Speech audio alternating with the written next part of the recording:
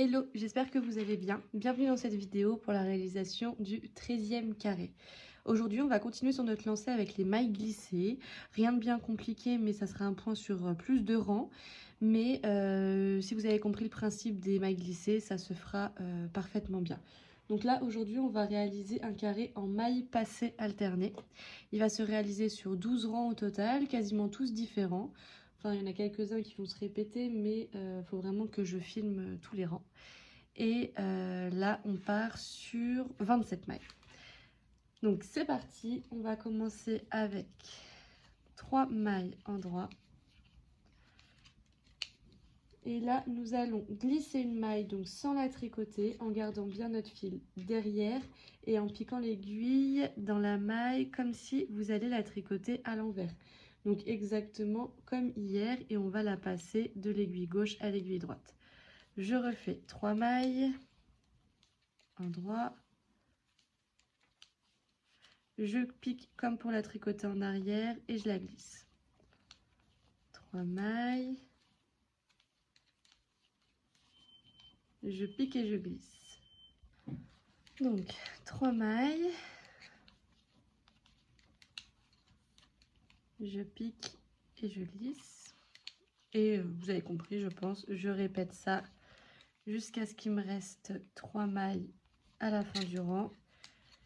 Et ces 3 mailles là, je vais les tricoter simplement à l'endroit. Donc vraiment rien de compliqué.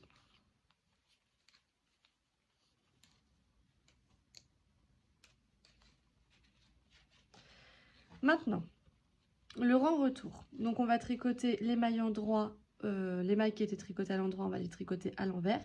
Et les mailles glissées, on va aussi les glisser, toujours en les piquant à l'envers. Là, on garde bien le fil devant comme on tricote à l'envers. Donc 1, 2, 3. Et je glisse.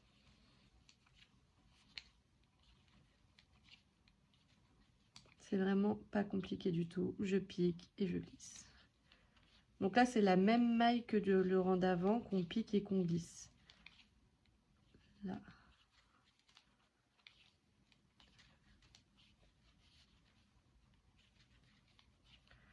Si vous voyez que le carré n'est pas assez large, n'hésitez pas à rajouter des mailles sur les côtés. De toute façon, avec la couture, c'est pas très grave. Si c'est un peu plus large, vaut mieux faire ça. Vous rajoutez une maille de chaque côté, ou 2 mailles de chaque côté. Faut pas hésiter pour qu'on ait les bonnes dimensions.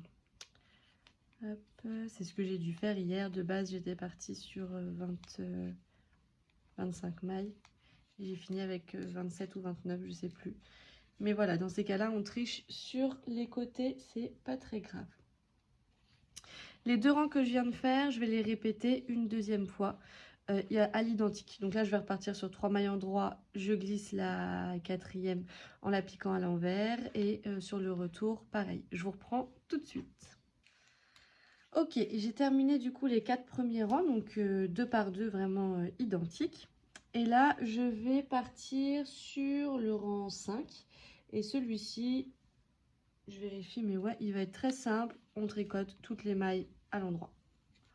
Je ne vous fais pas de dessin, je vous reprends au rang 6.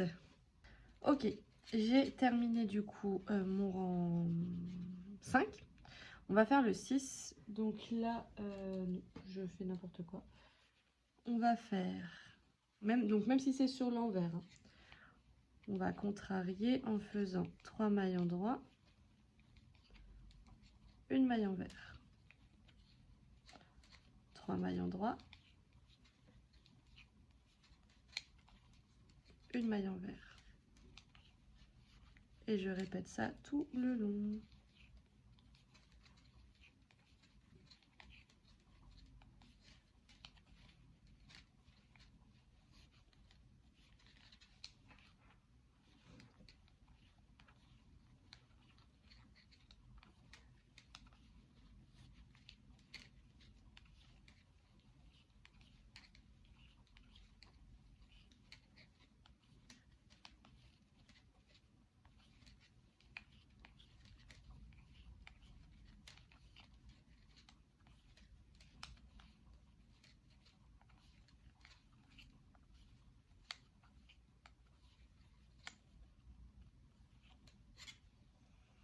Ok, donc là, ça ressemble à quelque chose comme ça. Avec... oh, on voit pas grand-chose. Bon, vous verrez mieux, vous, mais en gros, ça nous fait des grosses mailles comme ça. Donc là, ça sera resserré après par la suite en bas. De toute façon, là, on fera la couture. Donc, les longues mailles, normalement, voilà, elles vont être resserrées comme ça par la suite. Mais sinon, on a déjà le rendu qui se forme. Le rang 6 terminé. On va faire le rang 7 et là, c'est là que ça va se contrarier. Donc, je vais faire une première maille et je vais glisser la maille suivante. 1, 2, 3 et je glisse.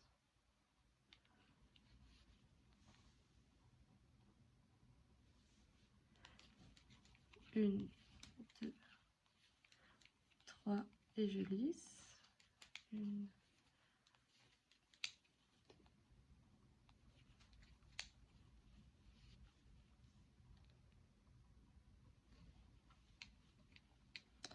3 et je glisse.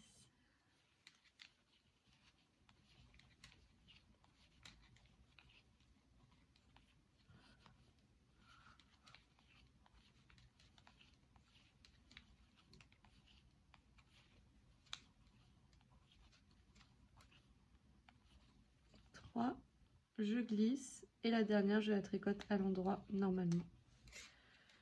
Je tourne.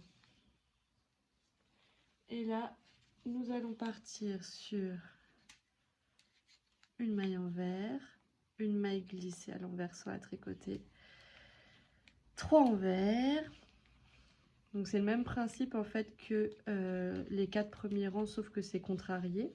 Enfin, c'est pour que ça soit décalé du coup.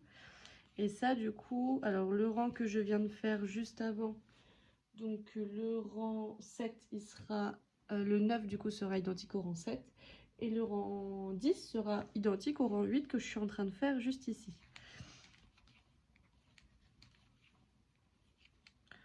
Je vous reprends une fois qu'on est arrivé à la fin du rang 10. Ok, je viens de finir le rang 10, donc le rang 11 se fera comme le rang 5 tout à l'endroit. Donc je n'ai pas précisé, mais même les mailles glissées, donc comme là, on va les tricoter à l'endroit normalement. Ça me paraissait évident, mais finalement peut-être pas. Mais voilà, c'est normal qu'elles soient un peu bizarres, parce qu'on les a pas tricotées, donc elles sont juste plus hautes. Mais sinon, on les tricote normalement. Je finis le rang, je vous reprends juste après. Je viens de faire le rang 11. Donc là, il va me rester juste le rang 12 et après, on va répéter les 12 rangs qu'on vient de faire. Je vais vous montrer le rendu juste après. Donc là, sur le retour, je vais bien tricoter à l'endroit. Et là, je vais faire directement ma maille envers. 3 endroits. Une envers. En fait, je vais faire une maille envers au-dessus des mailles qui ont été glissées.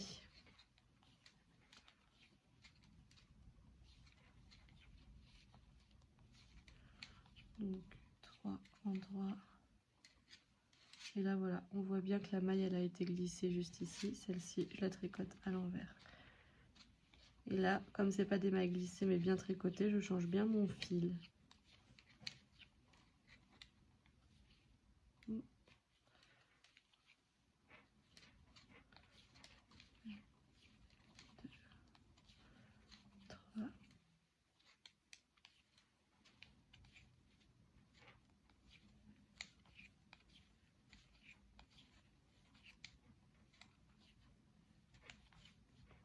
Et une. Voilà. Et voici le rendu. Je sais pas si on voit bien, encore une fois. Ça se verra mieux en photo, mais c'est pas grave. En fait, ça va nous faire, surtout le rang d'après, ça va nous faire comme des petits nids d'abeilles. Comme des alvéoles. Je le trouve très beau, ce point. Très joli, très simple, facile, voilà. N'hésitez pas à me dire ce que vous en pensez en commentaire. Et je vais, vous mettre juste ici et dans la description les explications que vous pouvez du coup screener sur la vidéo et enregistrer sur la description. Mais sinon, juste avec la vidéo, vous pourrez le refaire très facilement.